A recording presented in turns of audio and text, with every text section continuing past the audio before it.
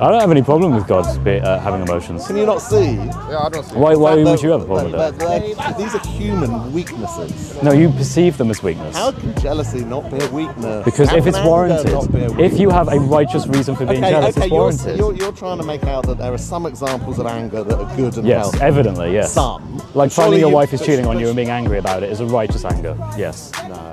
You don't think it's righteous? Good.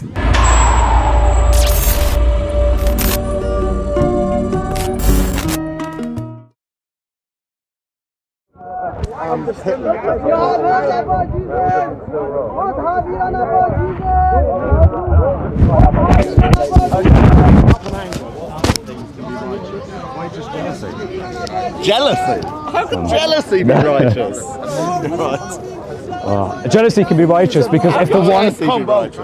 I'd almost more understand the anger thing, but jealousy, how could jealousy ever be Imagine righteous? if you were the one who was morally perfect and the author of all things, including your own creation. Would that not mean that in terms of your jealousy, you would not want people worshipping false gods? And would you not be justified in that? I would not give a damn, because if I'd done it all, I'd know I'd done it all. So why would I give a shit about someone else coming along saying, no, you didn't do it, my little god over here did it. Well, if I knew I was right, why would I be jealous? Well, no, it's the same. Laugh at them. It's the same thing as if you had a son. This is the pettiness of religion, it really is. No, I don't think so. You honestly think your god could be jealous of someone saying that something else is a god? Because all surely worship... your god would know that that isn't a god. He does indeed. He is jealous because he loves us enough that he wants us to worship him, because he is the right one to worship. Arrogance. He can't be arrogant. He is what he is. Wanting to be worshipped. He is love. He can't be arrogant if he is the very thing himself. And I've always said this, I'm an atheist. I don't know. God either doesn't exist or he's an arrogant, vile individual. No, I disagree. It's the case. You just kind of defined it. No, I said there is a righteous distinction, and you haven't made that distinction. Does your God get angry because I don't worship him? He wishes that you would, yeah. And he's angry about that? Well, yeah, in a sense, yeah. And it's a righteous anger. Jealous because I don't. Yes, because he is worthy of worship, and he wishes that you would worship him. Hitler said things like that. Stalin said things like that. What, about God or about themselves? themselves? I'm not talking about humans. If you told me Hitler or Stalin... Even worse. Even worse. Okay. It's not a human. Why? Why is that worse? Surely from your point of view... Because it's the ultimate totalitarian dictator who demands to be worshipped, and if you don't, he will burn you forever. But you're that is the absolute evil. But from your perspective, God doesn't exist. You're worshipping, to me, what is the epitome of evil? No. I think that's completely wrong. God by definition. I understand your point of view, but what I'm saying is God by definition is the greatest moral being. My father is my father. Biologically, that will always be the case. Yes. Would you be upset if he happened to be a paedophile or a rapist or whatever else, he would not deserve my respect. Right, that's true, The fact that he's my father, in itself, does not demand respect. So therefore, the fact that you believe your God is the creator, in itself, does not command respect. In my moral view. Because for the same reason my father doesn't necessarily. Yeah, but your father's a contingent being.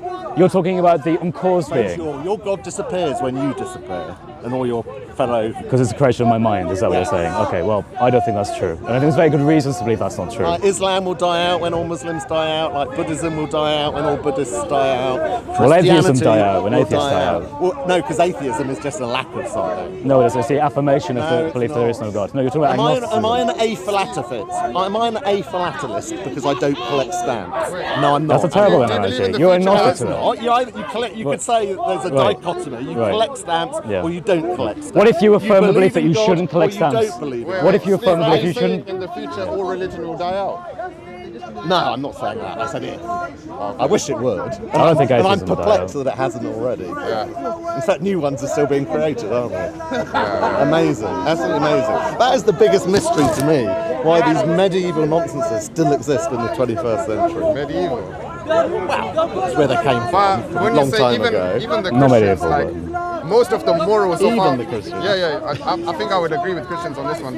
Most of the morals of society come from religion. Like even the UK, most of morals of society, of how we behave with each other, come from Christianity. Christianity hasn't always been on this land. It came here from the Middle East. You're really saying there was no morality on this island? No, there was morality. I mean, not like today. Yeah, there was also a lot of bad things as well that were caused by people. Things today. Yeah, of course, but there is an improvement, right? Do you think that today's morality? Not because of Christianity. You don't think so? Some Christians. Because the Industrial Revolution. So you're saying How did the Industrial Revolution bring about higher morality? Sorry? How did the Industrial Revolution bring about a change in morality? No, because we're measuring. I'm not just measuring. I'm measuring success on multiple fronts. Okay, sure. Economically, socially. Yeah. How long we live. Which can be traced back to Judeo-Christian values. The very idea that human beings have value China is comes now from. the new superpower on this world. Yes. Aren't they? Well, you can say that. They're not in one coming way. from Christianity, are they? Their Christianity is growing in China. Yes, but you cannot. Please don't try and claim the fact No, I'm not that gonna China claim. is becoming a But- superpower has got anything to do with Christianity. No, I'm not saying that at all. So therefore, What- there's a hugely successful superpower who's not got there because of Christianity. Well, how long China lasts is another question in terms of the CCP. Yeah. China Well, doesn't have it's the been same there for a long morals. time. It's been there for. Yeah, they've got different morals. Japan's got different morals. Let's not be Anglo-centric. China- Let's not be China- Anglo-centric and say that only our China morality. is doing they're doing a genocide right I now. know. You never hear about it, do you? Exactly. We don't often hear about So, it. All we hear how is about China here moral? all we hear about here is Palestine. No one talks about the Uyghurs. No one talks about China. I would say China is not moral. Yeah, evidently. moral. In terms of its government, Yeah. its government, yeah. There are plenty of good Chinese people, but the government is corrupt. Yeah, the government. If only they would turn to Christ and understand that there are better ways of living. Would you not at least agree from a practical point of view? I am still going back to what the conversation was earlier. I'm Sure. still gobsmacked that these all-powerful gods, Allahs, have all these human emotions of anger and There's jealousy. only one. Right, it's different language, isn't it? It's same God, different languages. I don't have any problem with gods having emotions. Can you not see? Yeah, I don't see. Why it. would you have a problem with that? These are human weaknesses. No, you perceive them as weakness. How can jealousy not be a weakness? Because How if can it's anger warranted, not be a if you have a weakness? righteous reason for being jealous, it's warranted. You're trying to make out that there are some examples of anger that are good and Yes, healthy. evidently, yes. Some. Like Surely finding your you- wife is but- cheating on but- you and being angry about it is a righteous anger. Yes. No.